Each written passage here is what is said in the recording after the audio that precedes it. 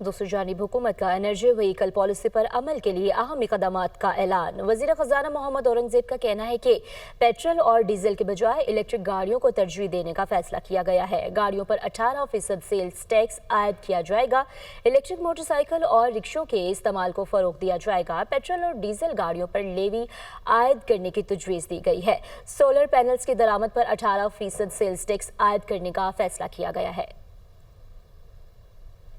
جو لوگ اپنے گوشوارے اور اپنی ویلتھ سٹیٹمنٹ جمع کروائیں گے صرف وہی بڑے مالیاتی لین دین کر سکیں گے، جن میں گاڑیوں اور غیر منقولہ جائیداد کی خریداری، سیکیورٹیز اور میوچل فنڈ میں سرمایہ کاری اور بعض بینک اکاؤنٹس کھولنے کی سہولت جیسی چیزیں شامل ہیں۔ پیٹرول یا ڈیزل استعمال کرنے والی اور ہائیبرڈ گاڑیوں پر سیلز ٹیکس میں یکسانیت لانے کے لیے یہ تجویز دی جاتی ہے کہ 18% ٹیکس سے کم شرح والی گاڑیوں پر بھی 18% عمومی سیلز ٹیکس عائد کیا جائے۔ سولر پینلز کی درآمدات پر 18% کی شرح سے ٹیکس عائد کیا جائے۔